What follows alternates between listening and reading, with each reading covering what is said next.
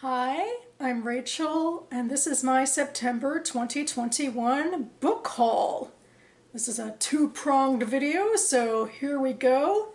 So back in August, actually, I went to my local Friends of the Library used bookstore and got 10 books, which I then put on their own special shelf. You'll be able to see actually that half of them aren't on the shelf right now.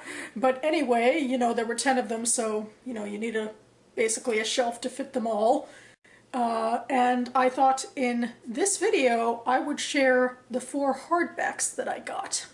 Starting with Olive Again by Elizabeth Strout, which is a sequel of sorts to her book Olive Kitteridge, sort of interconnected short stories, which I read a few years back and really enjoyed.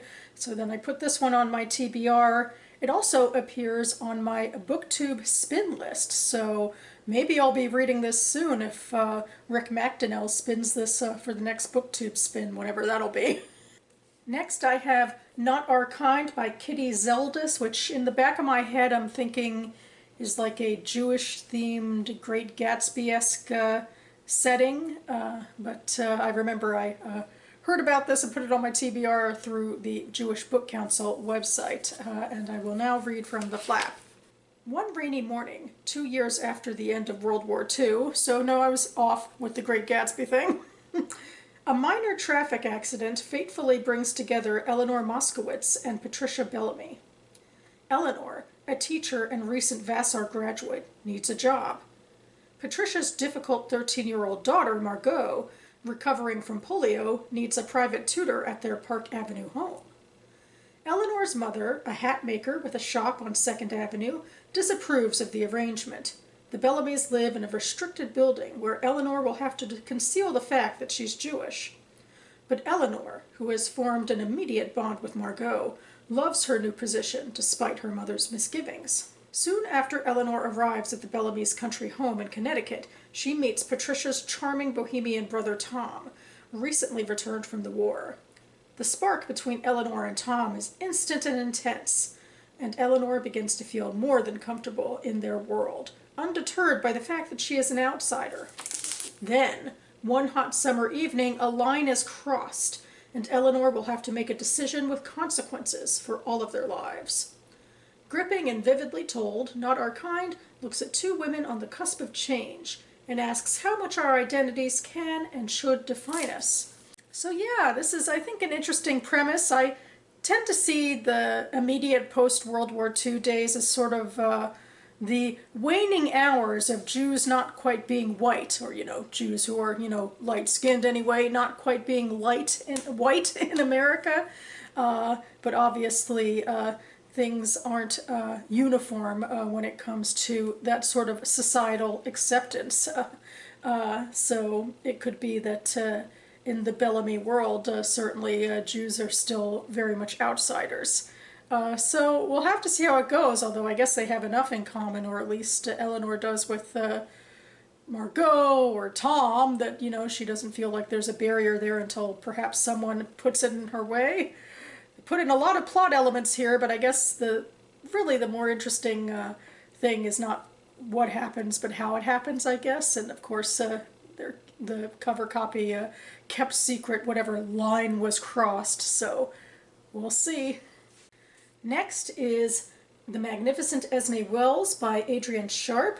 This is another Jewish-themed, American Jewish-themed book taking place, I think, a little bit in the pre-war era, pre-World War II, and then a little bit in the post-war era, following the character of Esme Wells between that Golden Age Hollywood and also Las Vegas, the glittering Vegas that was run by gangsters in the day. Who knows, might still be, for all I know.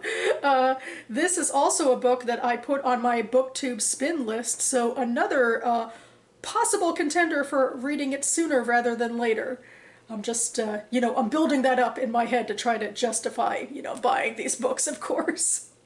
And finally, we have The Come Down by Rebecca Frumkin, which is another Jewish-themed book I found on the Jewish Book Council website. I think more of a contemporary book, but I will read from the flap. A blistering dark comedy, The Come Down takes readers on a tour of America, from the Kent State shootings to protest marches in Chicago to the Florida Everglades, that explores the lines of race, class, religion, and time. Scrappy street-smart drug dealer Reggie Marshall has never liked the simpering addict Leland Blue Midfutch, which doesn't stop Leland from looking up to Reggie with a puppyish devotion. But when a drug deal becomes a hit job, and a suitcase, which may or may not contain a very large sum of money, disappears, the two men and their families become hopelessly entangled. It's a mistake that sets in motion a series of odd, captivating, and ultimately inevitable events that touches nearly every member of both families in an explosive, often surprising ways. Both incendiary and moving, The Come Down steadfastly catalogs the messes the characters make of their lives, never losing sight of the beauty and power of each family member's capacity for love, be it for money, drugs, or one another. Well, yeah, I guess that's not exactly what I thought, or at least implied to you, given what I said before reading that blurb, but compelling stuff there as well, you know. I'm drawn to relationships and the ways that we're forced to be entangled in each other's lives, I suppose, whether we like it or not. Of course, it's always easier to do in fiction, I suppose, than in my real life, but what do you know? I think this could be pretty intriguing, you know. We got, you know, drugs and, you know, sort of trying to make a name for yourself and all sorts of, and relationships. It's all good stuff, you know, could be really meaty stuff here, so looking forward to this too. As to prong 2 of this book haul, I am talking about books I will be reading imminently because I have acquired them from the library. And the 3 books I have right now, I actually have a couple more I hope will be getting to my holds list soon, are all Elizabeth Gaskell books. And I picked these up because I decided I want to take part in Victober. Or at least Victober of a sort. I'm not necessarily following the official prompts of Victober, but I'll go ahead and link to an announcement video for this year down below.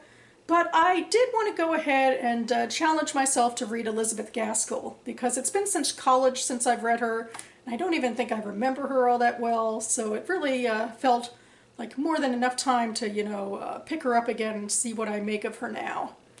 So the books I have for reading in October are Mary Barton, the Everyman's Library edition, Ruth, which is a Penguin Classics edition, and Cranford, another Penguin Classics edition. I take what the library gives me. And I will leave Goodreads links to all of these books, classic or otherwise, listed down below. So that about covers it for me now. The crazy times kind of continuing in my own life as I'm filming this today. Earlier today was my first day back on the job that I left because I was furloughed from that job due to COVID a year and a half ago.